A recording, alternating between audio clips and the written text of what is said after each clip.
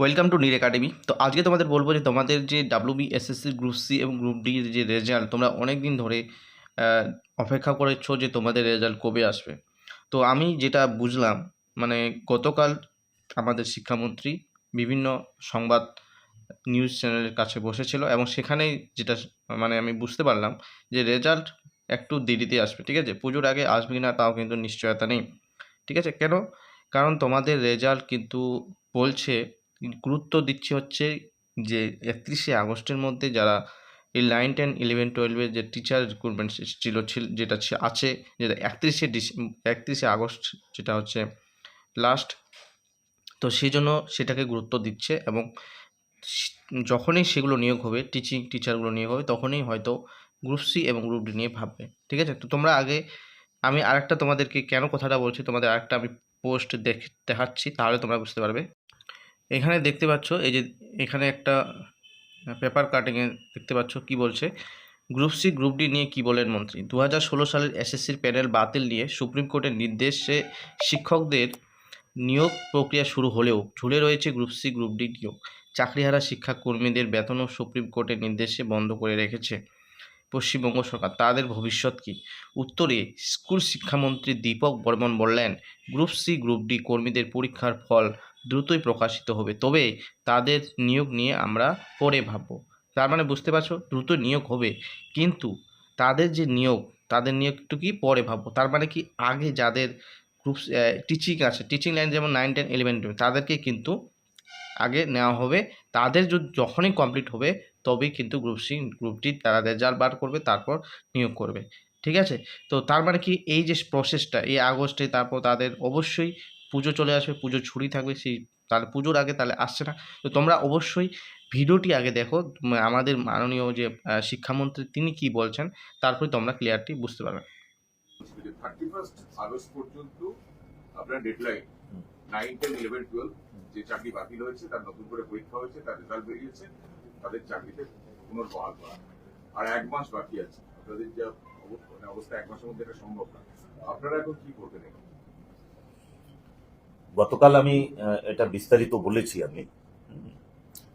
আমরা নবান্নে যখন বসেছিলাম গতকাল, আমরা কম্পোজিট গ্রান্ট দেওয়ার জন্য, তখন আমি বলেছিলাম, আবারও আপনাদের মাধ্যমে আমি সকলকে এটা জানাতে চাই, এসএসসির মাধ্যমে যে মহামান্য সুপ্রিম কোর্টের রায়ের ভিত্তিতে যে এসএসসি হয়েছিল এবং যে নিয়োগ প্রক্রিয়া মাঝখানে স্থগিত ছিল, সেই নিয়োগ প্রক্রিয়া এখন সম্পূর্ণ হওয়ার দিকে।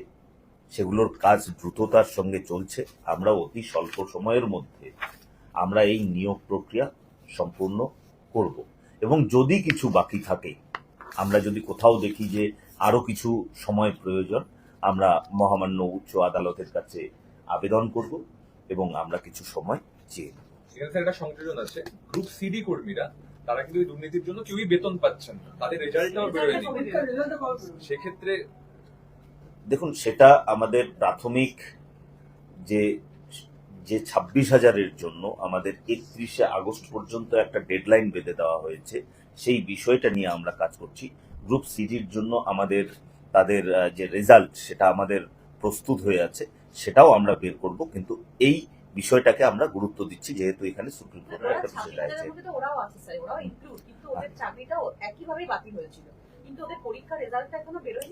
ওদের পরীক্ষার রেজাল্টটা বেরিয়ে যাবে, না টাইম ফ্রেম নেই। আমরা মূলত প্রথম দিকে আমরা যে শিক্ষক মহাশয়দের যেটা আছে, যেহেতু তাদের চাকরিটা নেই আদালতের নির্দেশ ক্রমে, আদালত যেরকম নির্দেশ দিয়েছে, আর এখানে শিক্ষকদের যেটা 31 আগস্ট পর্যন্ত আছেন ওনারা, ঠিক আছে, এদেরটা আমরা দেখছি, ওদেরটাও আমাদের নজরে আছে। তো তোমরা দেখতে পেলে যে তোমাদের কি বলা হলো। তো আমি এটাই বলবো, আমি যেটা বুঝতে পারলাম যে তোমাদের এখানে গুরুত্বটা কম দেওয়া হচ্ছে গ্রুপ সি গ্রুপটি। আগে যে গুরুত্ব দেওয়া হচ্ছে সেটা কি, 9, 10, 11, 12 টিচিং নিয়োগে। ঠিক আছে, তো অবশ্যই তাদের হয়তো নিয়োগ করবে এবং তারপরে group C group D result publish করবে, তবে অতি দ্রুতই কিন্তু রেজাল্ট পাবলিশ করবে। তোমরা এটা নিয়ে টেনশন করবে না। তোমরা যদি ভাবো যে আমি প্রস্তুতি নিব না ইন্টারভিউ বা টাইপিংয়ে, তাহলে কিন্তু তোমরা নিজেই পিছিয়ে পড়বে। কারণ তুমি যদি প্রস্তুতি না নাও, তুমি যদি ইন্টারভিউ প্রস্তুতি নাও, তুমি যদি টাইপিং না করো, অন্যান্য ক্যান্ডিডেটরা অবশ্যই কিন্তু সেগুলো করবে। এবং তোমরা জানোই কম্পিটিটিভ মানে তোমাকে প্রতিযোগিতা করে নিজেকে তোমাদের ফাইনাল মেরিট লিস্টে কিন্তু নাম আনতে হবে। তো অবশ্যই তোমাদের ইন্টারভিউ যে ক্লাসগুলো হচ্ছে তোমরা ইন্টারভিউ ক্লাসগুলো করবে এবং তোমাদের টাইপিংটা মানে করতে থাকবে। তোমাদের রেজাল্ট পাবলিশ হলেই কিন্তু তোমাদের আর সময় দিবে না, আমি বারবার বলছি তোমাদের সময় দিবে না, তোমাদের খুব দ্রুততার সাথে রেজাল্ট পাবলিশ করার পর তোমাদের ইন্টারভিউতে এবং টাইপিংয়ে ডাকবে, ঠিক আছে? এবং প্রথমে হয়তো গ্রুপ সি নিয়োগ করাবে, তারপর গ্রুপ ডি নিয়োগ করাবে, ঠিক আছে? তো এবং 2026 সালের মধ্যেই এটা কিন্তু নিয়োগ হবে, ঠিক আছে? আমার যতটা মনে হচ্ছে 2026 সালে, যেহেতু এটা সুপ্রিম কোর্টের একটা অর্ডার। তো আমরা আশা করি বুঝতে পারলে আজকের ভিডিওটিতে আমি কী বলতে চাইলাম। তো অবশ্যই গ্রুপ সির জন্য, ডির জন্য তোমরা কিন্তু ইন্টারভিউ প্রস্তুতি নাও, তো অন্য কোনো কথা শুনবে না, প্রস্তুতি নাও। তো আজকের মতো এটুকুই শেষ করছি, ঠিক আছে? পরের ভিডিওতে আবার দেখা হবে এবং ইন্টারভিউ ক্লাস আসতে থাকবে। অবশ্যই তোমরা ভালোবাসা দেবে, লাইক করবে, শেয়ার করবে, সাবস্ক্রাইব করে বন্ধুদের সাথে শেয়ারও করে দেবে, ঠিক আছে? তো জয় হিন্দ, বন্দে মাতরম।